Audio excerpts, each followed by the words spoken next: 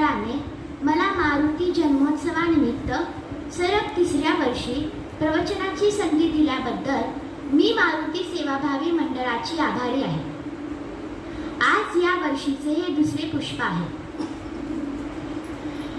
ओम स्वस्ति श्री गणेशाय नमः, श्री सरस्वत्यै नमः, श्री गुरुभ्यो नमः. ओम वाङ्मे मनसि प्रतिष्ठिता मनो मे वाचि प्रतिष्ठितम् आविराविर्महे धीमहि तस्य महाद्दिसः श्रुतं मे वा प्रहासीत् अनेनाभितेन अहोरात्रासन्दधामि ऋतं वदिष्यामि सत्यं वदिष्यामि तन्मा भवतु तद्वक्तारमवतु. अवतु माम् अवतु वक्तारम् अवतु वक्तारम्. ओम शांति शांति शांतिः. ओम सहना भवतु सहनौ भुनक्तु सह वीर्यं करवावहै तेजस्विनावधीतमस्तु मा विद्विषावहै. ओम शांति शांति शांतिः. ओम नमो ब्रह्मादिभ्यो ब्रह्मविद्या संप्रदाय कर्तृभ्यो वंशर्षिभ्यो महाभ्यो नमो गुरुभ्यः. सर्वोपप्लरहितः प्रज्ञानधनः प्रत्यगर्थो ब्रह्मैवामस्मि ब्रह्मैवामस्मि. ओम शांति शांति शांतिः. ओम नारायणं पद्मभवं वसिष्ठं शक्तिं च तत्पुत्रपराशरं च व्यासं शुकं गौरपदं महान्तं गोविन्दयोगीन्द्रमथास्य शिष्यं श्रीशङ्कराचार्य मथास्य पद्मपादं च हस्तामलकं च शिष्यं तं तोटकं वार्तिकारमन्यात् अस्मद्गुरुं सन्ततन्मानतोऽस्मि. सदाशिवसमारम्भा शङ्कराचार्यमध्यमाम् अस्मदाचार्यपर्यन्तां वन्दे विष्णुपरम्परां. गुरुर्ब्रह्मा गुरुर्विष्णु गुरुर्देवो महेश्वरः गुरुर्साक्षात् परब्रह्म तस्मै श्रीगुरवे नमः. चिन्मयं व्यापि यत्सर्वं त्रैलोक्यं सचराचरं तत्पदं दर्शितं येन तस्मै श्रीगुरवे नमः. वसुदेवसुतं देवं कंसचाणूरमर्दनं देवकी परमानन्दं श्रीकृष्णं वन्दे जगद्गुरुं कृष्णं वन्दे जगद्गुरुम्. अधरं मधुरं वदनं मधुरं नयनं मधुरं हसितं मधुरं हृदयं मधुरं गमनं मधुरं मधुराधिपतेरखिलं मधुरं वचनं मधुरं चरितं मधुरं वसनं मधुरं वलितं मधुरं चरितं मधुरं भ्रमितं मधुरं मधुराधिपतेरखिलं मधुरं. वेणुर्मधुरो रेणुर्मधुरः पाणिर्मधुरः पादौ मधुरौ नृत्यं मधुरं सत्यं मधुरं मधुराधिपतेरखिलं मधुरं. गीतं मधुरं पीतं मधुरं भुक्तं मधुरं सुप्तं मधुरं रूपं मधुरं तिलकं मधुरं मधुराधिपतेरखिलं मधुरं. करणं मधुरं तरणं मधुरं हरणं मधुरं रमणं मधुरं वनितं मधुरं शमितं मधुरं मधुराधिपतेरखिलं मधुरं. गुञ्जा मधुरा माला मधुरा यमुना मधुरा वीथी मधुरा सलिलं मधुरं कमलं मधुरं मधुराधिपतेरखिलं मधुरं. गोपी मधुरा लीला मधुरा दृष्टं मधुरं सृष्टं मधुरं वमितं मधुरं शमितं मधुरं मधुराधिपतेरखिलं रखिलं मधुरं गोपा मधुरा गावो मधुराः यष्टिर्मधुराः सृष्टिर्मधुराः दलितं मधुरं स्वमितं मधुरं मधुराधिपतेरखिलं मधुरं मधुराधिपतेरखिलं मधुरं मधुराधिपतेरखिलं मधुरम्। गोपाल कृष्ण भगवान की जय। मी आज तुम्हाला भागवत कथेचे महात्म्य सांगणार आहे। याबद्दलचा एक इतिहास किंवा घटना मी तुम्हाला सांगणार आहे। ही भूतकाळातील घटना आजही आपल्या जीवनात दिसते। तुंगभद्रा नदीकाठी एक उत्तम नावाचे गाव आहे। त्या गावात आत्मदेव नावाचा ब्राह्मण राहत होता। तो ज्ञानाच्या दृष्टीने दुसरा सूर्यच। त्याच्या पत्नीचे नाव धुंदुली होते। तिच्यात 9 अवगुण होते। आत्मदेव आपल्या घरात प्रेमाने राहत होता, पण पत्नीचा त्याला संयोग नव्हता। एके दिवशी आत्मदेवाने निर्णय घेतला की असं जगण्यापेक्षा आत्महत्या केलेलीच बरी। म्हणून तो जंगलात निघाला। रस्त्यात एका संन्याशाची भेट झाली। संन्याशाला नमस्कार केला व रडू लागला। संन्याशाने त्याला दुःखाचे कारण विचारले। तेव्हा आत्मदेव म्हणाला की मला पुत्र नाही, म्हणून मी दुःखी आहे, म्हणून मी आत्महत्या करण्यासाठी येथे आलो आहे। संन्याशी म्हणाले, मी तुझी भाग्यरेषा पाहिली। तुला या जन्मी काय तर पुढील 7 जन्मी ही संतान सुख मिळणार नाही। तू पुत्र प्राप्तीचा मोह सोड आणि विवेक व ज्ञान प्राप्तीसाठी संन्यास धारण कर, यातच तुझे कल्याण आहे। इतिहासात सांगितले आहे की राजा सगर आणि राजा अंग यांना पुत्रापासून खूप दुःख झाले। सत्संग आणि विवेक हे 2 डोळे आहेत। परंतु पुत्रमोहाने अंत झालेला आत्मदेव म्हणाला की मला विवेक नको, पुत्र पाहिजे, नाहीतर मी तुमच्या समोर आत्महत्या करीन। पुत्र नसल्यावर मनुष्याला किती दुःख होते हे आपल्याला काय माहित। आपण आहात संन्याशी। त्याची प्रबळ इच्छा पाहून संन्याशाने त्याला एक फळ दिले व सांगितले की हे फळ तू तुझ्या पत्नीला तुझ्या हाताने खाऊ घाल आणि पत्नीने दिवसातून एकच वेळ आहार घ्यायचा। आत्मदेव घरी आला। त्याने पत्नीच्या हातात ते फळ दिले आणि दुसरीकडे निघून गेला। आत्मदेवाने ते फळ आपल्या पत्नीला आपल्या हाताने खाऊ घातले नाही, साधूने ते फळ खाऊ घालायला सांगितले होते। धुंदुलीने ते फळ खाण्याचा निर्णय घेतला, परंतु त्या फळाला पाहून तिने अनेक तर्ककुतर्क केले की फळ खाल्ल्यावर मला गर्भ राहील, पोट मोठे होईल, नंतर जेवण जाणार नाही, आणि जर घराला आग लागली तर मी कशी पळणार, मूल होताना मी मेले तर, मूल झाल्यावर नंदेला बोलवावे लागेल आणि ती माझे सर्व धन चोरेल, असे अनेक तर्ककुतर्क करू लागली। एके दिवशी तिची बहीण घरी आली। तिला हे सर्व सांगितले व मी फळ खाणार नाही, माहित नाही की माझ्या पतीने कोणत्या फकीराकडून हे फळ आणले आहे।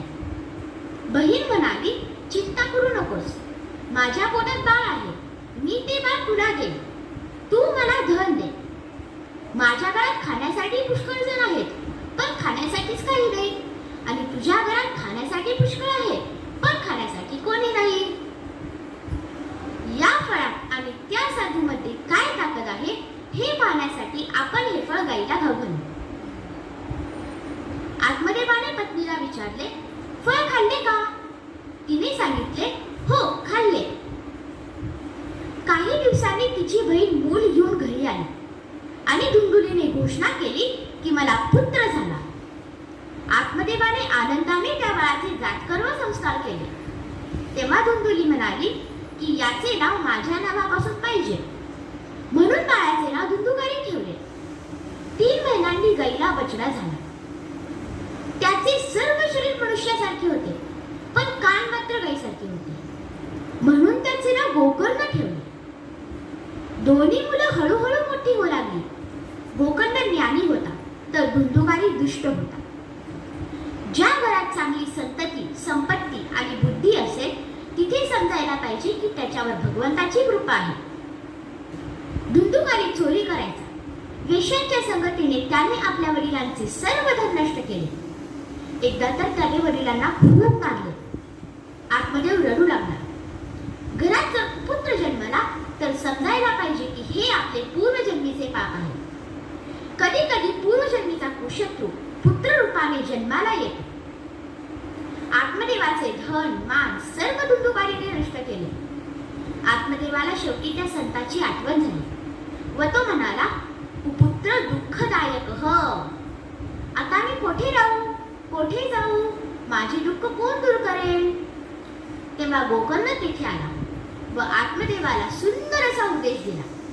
याला गोकर्ण गीता म्हणतात. गोकर्ण म्हणाला, मोह नरक आहे. शरीर तर जाणारच आहे, पण शरीर जाण्याअगोदरच वनात जाऊन भगवंताचे भजन करू. कारण जव हे सगळे सिद्ध आहे, हात चालावया पाय, तव तू आपले स्वधीन पाहे, तीर्थयात्रा जाय चुकू नको. बुद्धिमान मनुष्याने तर शरीर स्वस्थ आहे, इंद्रियात शक्ती आहे, आयुष्य काही शिल्लक आहे, तोपर्यंतच आत्मकल्याणासाठी प्रयत्न करायला पाहिजे. आत्मदेव म्हणाला, जंगलात जाऊन मी काय करू हे मला सांग, कारण मी मोहाने या घनरूपी अंधाऱ्या विहिरीत पडलो आहे. हे गोकर्णा, तू माझा उद्धार कर, माझी रक्षा कर. आता गोकर्ण 2 श्लोकात गोकर्ण गीता सांगतात. गोकर्ण उवाच, देहे स्थिमौ सरुधिरे विमतिं त्यजत्वं, जाया सुतादिषु सदा ममतां विमुञ्च, पश्यान्निशं जगदिदं क्षणभङ्गनिष्ठं, वैराग्यरागरसिको भव भक्तिदिष्टः, धर्मं भजस्व सततं त्यज लोकधर्मान्, सेवस्व साधु पुरुषान् जहि कामतृष्णाम्, अन्यस्य दोषगुणचिन्तनमाशु मुक्त्वा, सेवा कथारसमहो नितरां पिबत्वं, सेवा कथारसमहो नितरां पिबत्वं. गोपाल कृष्ण भगवान की जय. पिताजी, सर्वप्रथम तुम्ही अस्थि, मांस, रक्त आणि हाडाने बनलेल्या या नश्वर शरीराला मी मानणे सोडा. नंतर घर, धन, संपत्ती याला माझे मानणे सोडा. संसारात क्षणभंगूर आहे. वैराग्यपूर्वक भगवंताची भक्ती करा, साधू संतांची सेवा करा, दुसऱ्याच्या दोष गुणांची चर्चा न करता सेवा व कथारसाचे सेवन करा. यातच आपले कल्याण आहे. गोकर्णाची निश्चल वाणी ऐकून आत्मदेव वयाच्या 60व्या वर्षात वनात गेले व भागवताच्या दशमस्कंदाचा पाठ करत श्रीकृष्णाला प्राप्त झाले. याचा आध्यात्मिक अर्थ आहे की तुंगभद्रा नदी ही भवनदी आहे आणि त्याच्या किनाऱ्यावर बसलेले हे शरीरच उत्तम नगर आहे आणि त्या नगराचा निवासी आत्मदेव हा ब्राह्मण जीव आहे. तार्किक बुद्धी धुंदुली ही जीवाची पत्नी आहे. बुद्धी तार्किक असल्याने ती वाज राहते, म्हणून विवेक नावाचा पुत्र होऊ शकत नाही. ज्ञानासाठी समर्पण पाहिजे, अहंकार नाही. तर्क मनुष्याला दुःख देतो. तर्क स्वतःला स्वतःपासून तोडतो आणि दुसऱ्याला जोडतो. म्हणून धुंदुलीने आपल्या बहिणीच्या मुलाला आपलं मानलं. आपल्या पतीचे म्हणणे ऐकले नाही. उसने संत का कसा ठुकरा दिया व आपल्या स्वार्थी बहिणीचे म्हणणे ऐकले, म्हणून दुःख झाले. आत्मदेवाने जर धुंदुलीचा त्याग करून संन्यास स्वीकारला असता तर धुंदुकारीचा मार खावा लागला नसता. आत्मदेवाने संतांचे ऐकले नाही, म्हणून मार खावा लागला. म्हणून नेहमी लक्षात ठेवा की सत्संग कधीही व्यर्थ जात नाही. आत्मदेवाला शेवटी संतांचा प्रसादच कामाला आला. तो मुक्त झाला आणि गोकर्ण तीर्थयात्रेला गेला. एके दिवशी धुंदुकारी हातात काठी घेऊन धुंदुलीच्या जवळ आला आणि म्हणाला, सांग घर कोठे आहे. धुंदुकारीच्या त्रासाने त्रस्त होऊन धुंदुलीने विहिरीत आत्महत्या केली.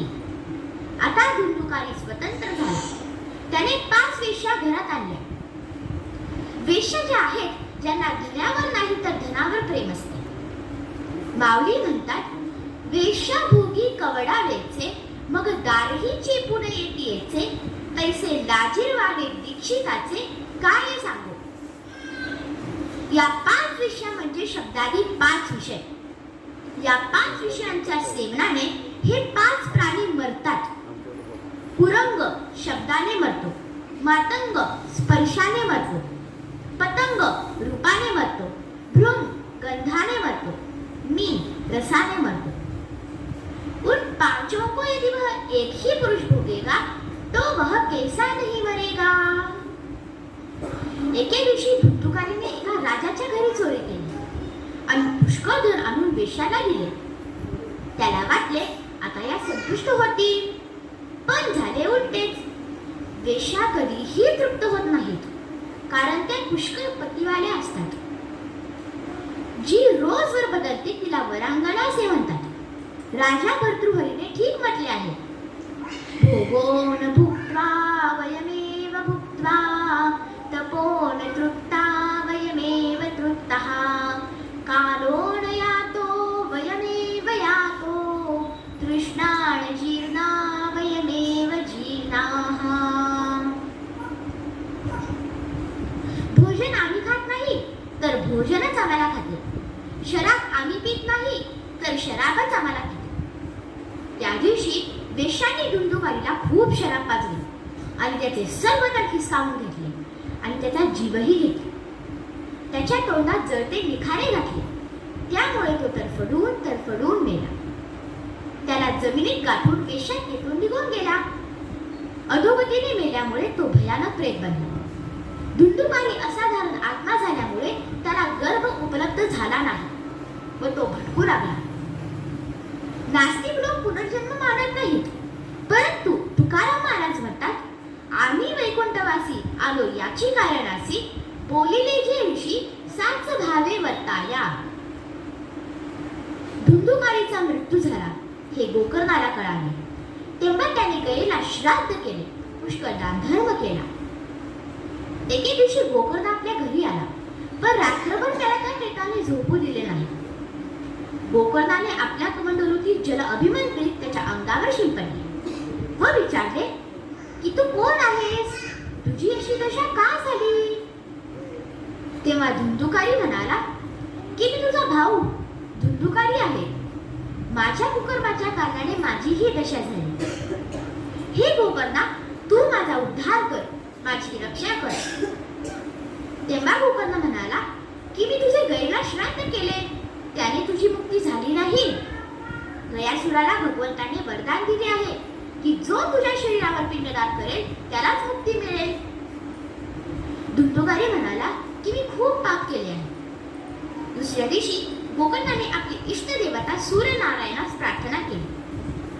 तेव्हा त्यांनी श्रीमद भागवत कथा सप्ताह श्रवणाने मुक्ती मिळते असे सांगितले. गोकर्णाने भागवत कथेचे आयोजन केले. ते स्वतः वक्ता बनले व एक वैष्णव ब्राह्मण मुख्य श्रोता बनले. धुंदुकारी कथा ऐकण्यासाठी सप्तगतीच्या बांबूमध्ये बसला. देश, ग्राम, कुटुंब, व्यापार, धन, पत्नी, पुत्र, वासना या 7 ठिकाणी अज्ञान राहते. पहिल्या दिवशीची कथा झाली. सर्वांसमोर बांबूची एक गाठ तुटली. असे 7 दिवसात 7 गाठी तुटल्या आणि त्या बांबूतून दिव्यरूप धारण करून धुंदुकारी एका वैष्णव पुरुषाच्या रूपात बाहेर पडला. त्याने गोकर्णाला श्रद्धेने नमस्कार केला आणि प्रेत योनीतून मुक्त केल्याबद्दल धन्यवाद दिला. धन्य आहे भागवत कथा, तिने प्रेताला सुद्धा मुक्ती दिली. भागवत कथा सप्ताहाचे नाव घेताच पाप असे घाबरते की जसे गरुडाला पाहून साप घाबरते. हे चांबड्याचे शरीर दुर्गंधीने भरलेले पात्र आहे. यात कितीही शुद्ध पवित्र अन्न घाला ते तुरंत शुद्ध नरक होते. अशुद्ध विताळशीचे खळ त्याचाची आळूनी झाला गोळ, त्या गोळाचे केवळ शरीर आहे.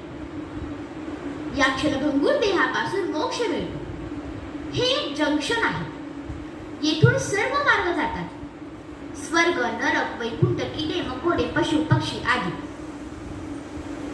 धुंदुकारी प्रेत होऊनही मुक्त झाला व त्याला वैकुंठाला नेण्यासाठी भगवंताने नंदसुनंद नावाचे पार्षद विमान घेऊन पाठवले. तेव्हा गोकर्णाने विचारले की सर्व श्रोत्यांना विमान का नाही. तेव्हा नंद आणि सुनंद म्हणाले की जशी धुंदुकाळीने कथा ऐकली तशी या श्रोत्यांनी कथा ऐकली नाही. तेव्हा गोकर्णाने सर्व श्रोत्यांना सांगितले की ज्याला वैकुंठाला जायचे आहे त्याने पुन्हा कथा ऐका. श्रावण महिन्यात पुन्हा कथेचे आयोजन केले. तेव्हा स्वतः भगवान आले व सर्व श्रोत्यांना वैकुंठाला घेऊन गेले. जसे श्री रामप्रभुचंद्रांनी अयोध्यावासियांना साकेत धामाला घेऊन गेले होते. ही कथा कपोलकल्पित नाही, ही सत्य घटना आहे. ही कथा चित्रकूट पर्वतावर शांडिल्य मुनी ब्रह्मानंदात लीन होऊन सदैव गातात. भागवत कथा ऐकल्याने सर्व काम नष्ट होते. आता आपण भगवंताचे थोड्या वेळ भजन करूया. श्री कृष्ण गोविंद हरे मुरारी हे नाथ नारायण वासुदेवा. कृष्ण गोविंद हरे मुरारी हे नाथ नारायण वासुदेवा. हे नाथ नारायण वासुदेवा. हे नाथ नारायण वासुदेवा. हे नाथ नारायण वासुदेवा. गोपाल कृष्ण भगवान की जय. आता मी तुम्हाला भागवत कथेचा प्रारंभ सांगणार आहे. मी तुम्हाला शौनकांनी सुतांना विचारलेले 6 प्रश्न सांगणार आहे. जन्माद्धस्य यतोऽन्वयादितरतः चार्थेष्वभिज्ञ स्वराट् तेने ब्रह्मरुधाय आदिकवये मुह्यन्ति सूरयः तेजो वारिमृदां यथा विनिमयो यत्र त्रिसर्गो नृषा धाम्ना स्वेन सदा निरस्तकुहकम् सत्यं परं धीमहि धर्मप्रोज्झि तथैतहोऽत्र परमो निर्मत्सराणां सतां वेद्यं वास्तवमत्र वस्तु शिरदं तापत्रयोन्मूलनं श्रीमद्भागवते महामुनिकृते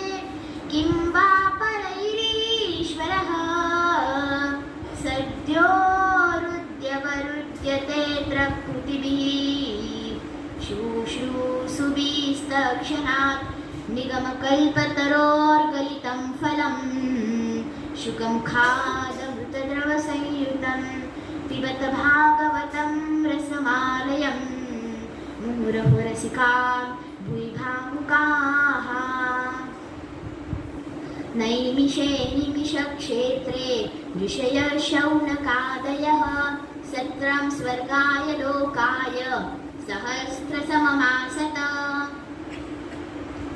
अब शौनकादि ऋषियों के 6 प्रश्न. प्रथम प्रश्न, त्वया अधीतानि शास्त्राणि सारं ब्रूहि. आपके द्वारा अध्ययन किए गए शास्त्रों का सार क्या है? इति प्रश्न.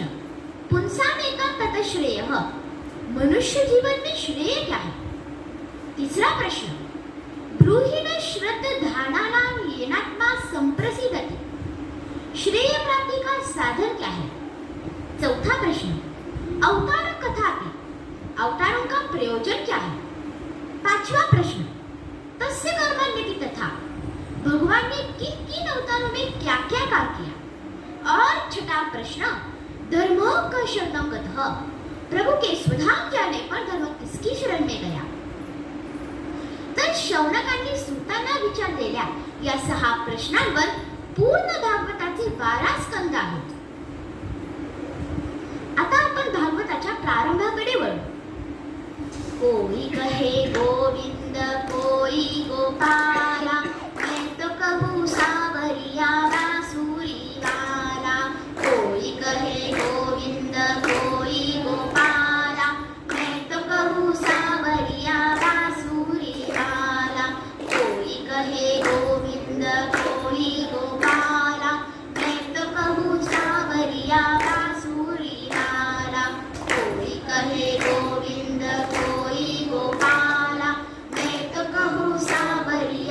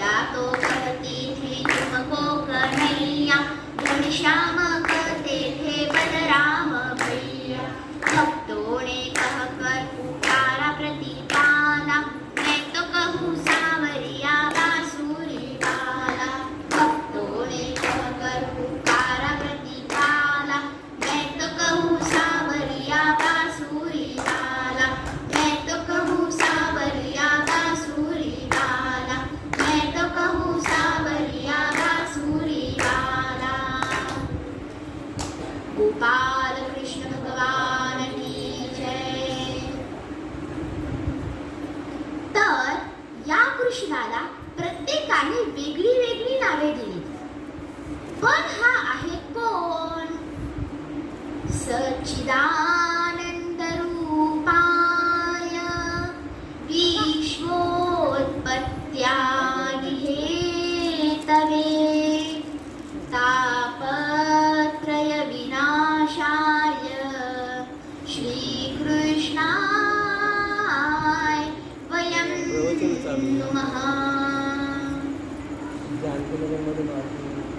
जो जगाची उत्पत्ती, स्थिती आणि विनाश यांचे कारण आहे, तसेच जो तिन्ही प्रकारच्या तापांचा नाश करणारा आहे, अशा या सच्चिदानंद भगवान श्रीकृष्णाला आम्ही वंदन करतो.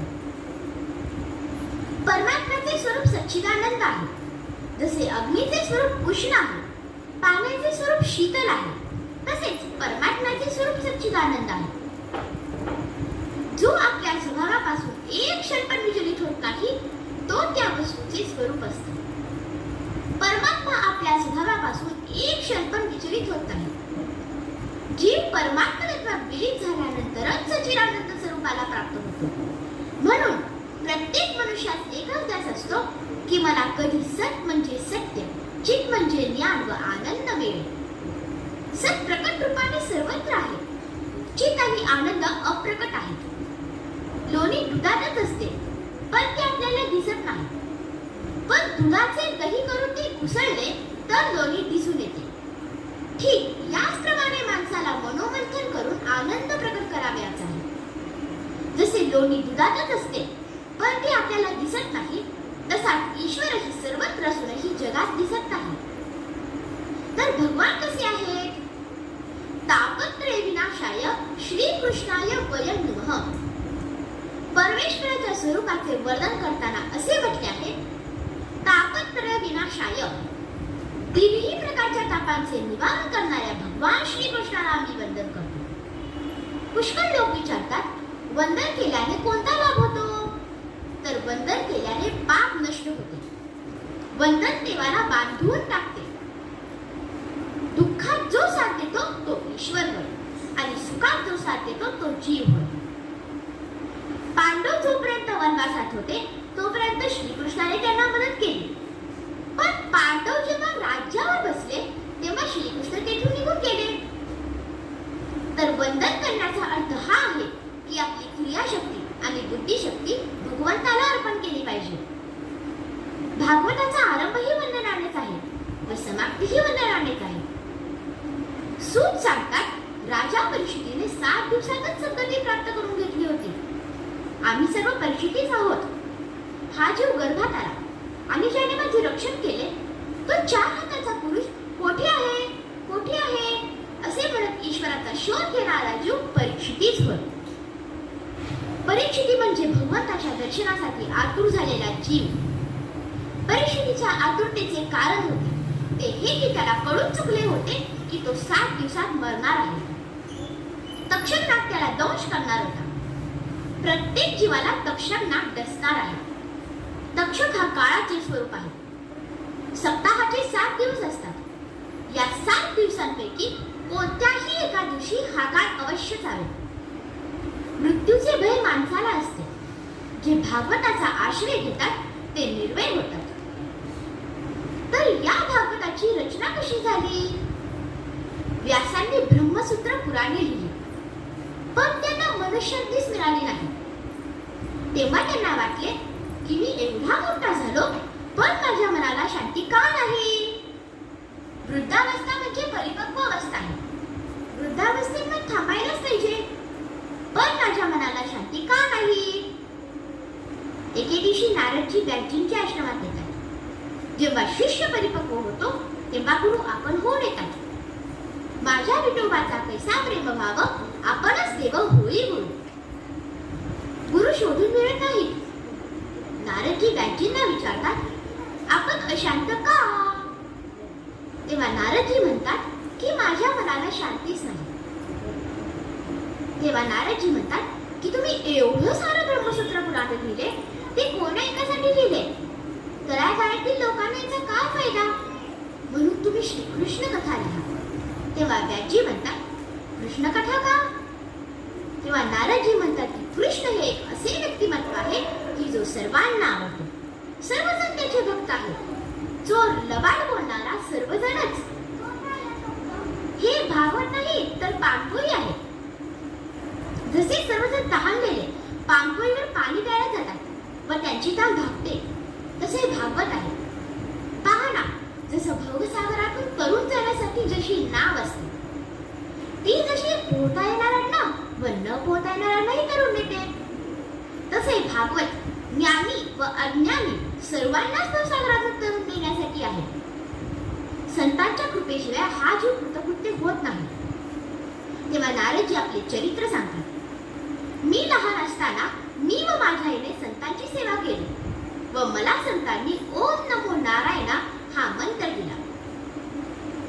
आता आपण ओम नमो नारायणा या मंत्राचा थोडा वेळ जप करूया. ओम नमो नारायणा, ओम नमो नारायणा, ओम नमो नारायणा, ओम नमो नारायणा, ओम नमो नारायणा, ओम नमो नारायणा, ओम नमो नारायणा, ओम नमो नारायणा, ओम नमो नारायणा, ओम नमो नारायणा. गोपाल कृष्ण भगवान की जय. तर ओम नमो नारायणा हा मंत्र म्हणत नारदजी विराजून तिन्ही लोकात फिरतात. व्यासांनी शंकरजींची आराधना केली. शंकरजी प्रकट झाले. तेव्हा व्यासजी शंकरजींना म्हणाले की मी ज्या भागवत शास्त्राची रचना करणार आहे त्याचा प्रसार कोण करणार व ते रेखांकित कोण करणार. तेव्हा शंकरजी म्हणाले की रेखांकित करण्याचे काम माझा मुलगा गणेश करेल. व्यासजींनी गणेशजींची आराधना केली. गणेशजी प्रकट झाले. तेव्हा व्यासजी गणपतींना म्हणाले की मी ज्या भागवत शास्त्राची रचना करणार आहे ते रेखांकित कोण करणार. गणपती म्हणाले मी लिहिण्यास तयार आहे, पण माझी एक अट आहे. ती अशी की मी एक क्षणही रिकामा बसणार नाही. 24 तास कथा सांगावी लागेल. गणपतीचे वाहन आहे उंदीर. उंदिराचा अर्थ आहे उद्योग. तेव्हा व्यासजी म्हणाले माझी एक नम्र सूचना ऐका. मी जे सांगेन ते योग्य की अयोग्य याचा विचार करून मगच लिहावे. 100 श्लोक झाले की खूप श्लोक सांगत की ज्याचा विचार करण्यास गणपतीला थोडा वेळच लागत असत आणि तेवढ्यात त्यांची आपली इतर कामे करत असत. कथा ही पूर्ण झाली. शंकरजी राजेंच्या घरी शुकाच्या रूपाने प्रकट झाले. यं प्रवचन्तमनुपेत मपेत कृत्यं द्वैपायनो विरहकातराजुहाव पुत्रेति तन्मया तया तरवो विनेदुस् तं सर्वभूतहृदयं मुनिमानतोऽस्मि. गोपाल कृष्ण भगवान की जय. जन्म होताच शुकजी वनात पळाले, कारण ते 12 वर्ष आईच्या उदरातच राहिले होते. ब्राह्मणाचं पोर एका खेळाशी भ्यालं 12 वर्ष लपाल रे. ब्राह्मणाचं पोर एका खेळाशी भ्यालं 12 वर्ष लपाल रे. कापत कापत बाहेर आलं ते नागवच पळून गेले रे. कापत कापत बाहेर आलं ते नागवच पळून गेले रे. ब्राह्मणाचं पोर एका खेळाशी भ्यालं 12 वर्ष लपाल रे. ब्राह्मणाचं पोर एका खेळाशी भ्यालं 12 वर्ष लपाल रे. 12 वर्ष लपाल रे. 12 वर्ष लपाल रे. व्यासजी म्हणतात बेटा रुक जा, मी तुला लग्न करण्याचा आग्रह करणार नाही. तेव्हा शुकजी वृक्षाच्या द्वारे श्री व्यासजींना उत्तर देतात हे मुनिवर, आपला मुलगा तर जगाच्या कल्याणासाठी जात आहे. आपण माझे पिता नाही व मी आपला पुत्र नाही. आपले व माझे खरे पिता आहेत भगवान नारायण. मला जो आनंद मिळाला आहे तो जगाला देण्यासाठी मी जात आहे. एके दिवशी व्यासजी आपल्या शिष्यांना जंगलात गायी चरण्यासाठी पाठवतात. तेव्हा ते शिष्य म्हणतात बर्हापीडं नटवरवपुः कर्णयो कर्णिकारं बिभ्रद्वासकनककपिशं वैजयन्तीं च मालां रन्ध्रानवेणोद्धरसुधिया पूरयन् गोपवृन्दैः वृन्दारण्यं स्वपधरमणं त्रायशर्गीतकीर्तिः अहो बकीयं स्तनकालकूटं शीघ्रं स्वया पापयदप्यसाध्वी लेभे गतिं धाच्युतितां तथोऽन्यं कौमादयालुं शरणं व्रजेम कौमादयालुं शरणं व्रजेम। गोपाल कृष्ण भगवान की जय। गोपाळांसह श्रीकृष्ण वृंदावनात आहेत. त्यांच्या मस्तकावर मोरपंख आहे, कानात कलेरीचे गुच्छ आहेत. त्यांनी सोन्यासारखा पितांबर परिधान केलेला असून गळ्यात वैजयंती माळा घातल्या आहेत. अशा श्रीकृष्णांचे श्रेष्ठ नसासारखे रूप किती सुंदर आहे बरे. अशा या श्रीकृष्णांना पापिली पुतणीने आपल्या स्तनांना हलाहल विष लावून मारण्याच्या हेतूने त्यांना दूध पाजले होते. तिला सुद्धा भगवंताने गती दिली. अशा दयाळू श्रीकृष्णांना आम्ही शरण जावे म्हणून शुची त्या शिष्यांजवळ येतात व विचारतात की हे तुम्हाला कुठून मिळालं. तेव्हा ते शिष्य म्हणतात, हे आम्हाला आमच्या गुरूंनी शिकवले. आमच्या गुरूंजवळ असे 18,000 श्लोक आहेत. तुमच्या गुरूंचे नाव काय? तर वेदव्याची असे आहे. शुकजी म्हणतात, ते आपले वडील आहेत तर आपण शिष्य होऊया. सूतजी शुकाचार्यांना वंदन करून भागवत कथेला प्रारंभ करतात. ही कथा नैमिषारण्यात घडली आहे. श्री संतांची या बाई माथा चरणावरती. शौनकाने सुतांना म्हटले, आजपर्यंत तर कथा पुष्कळ ऐकल्या आहेत, पण आता कथेची सारतत्व ऐकण्याची इच्छा आहे.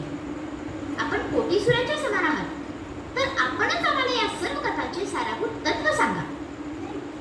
कथा सारं मम कर्ण रसायनम.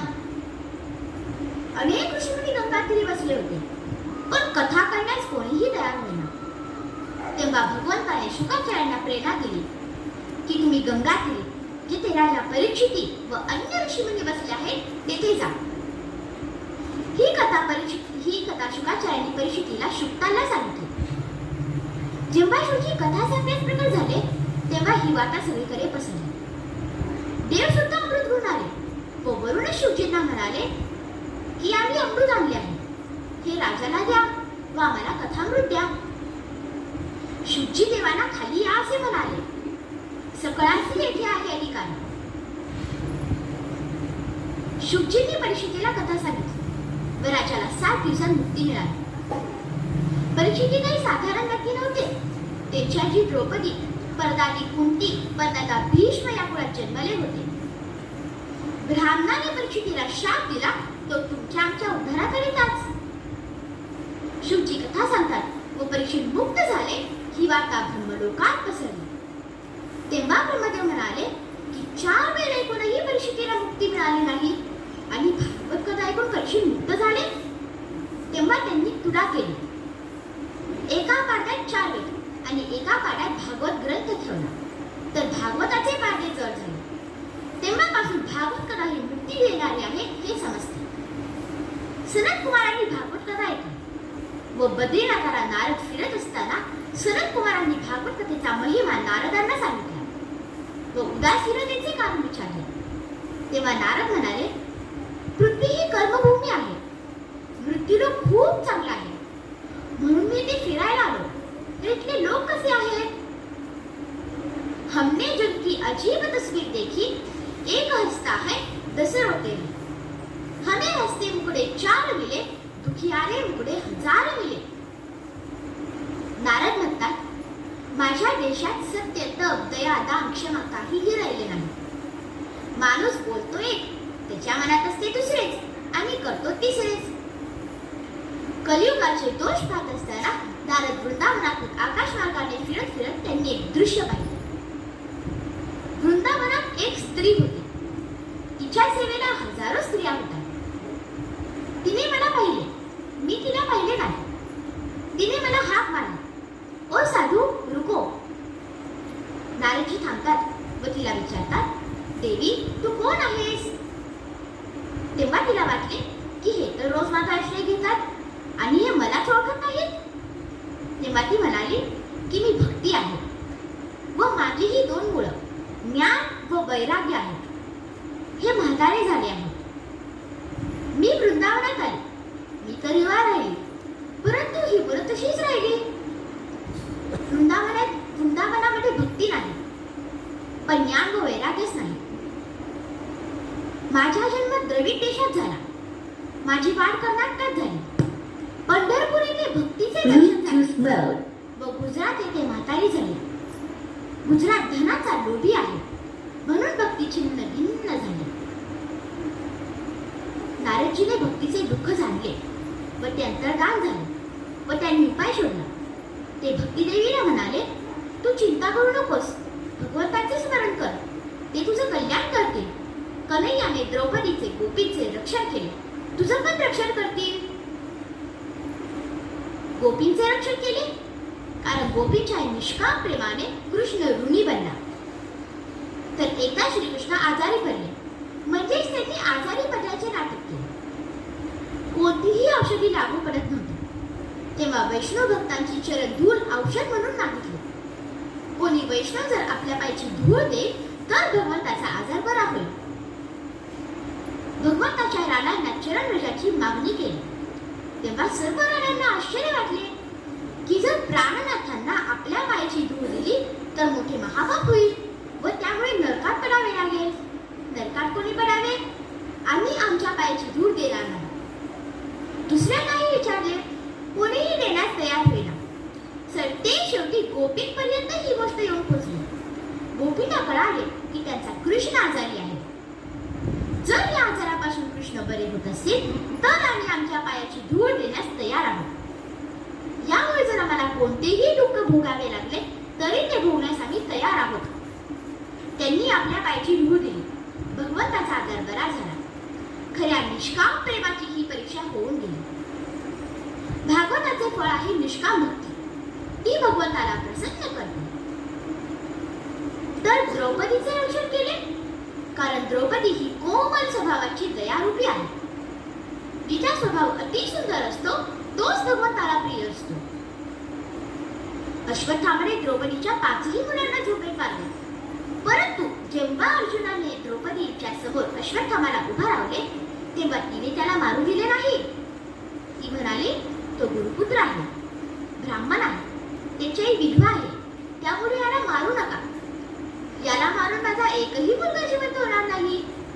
तर द्रौपदी ही दयेची मूर्ती आहे. द्रौपदीने उत्तरेलाही शिकवले होते की जर जीवनात दुःखाचा प्रसंग आला तर भगवंताच्या चरणांचा आश्रय घ्यावा, तो अवश्य सहाय्य करतो.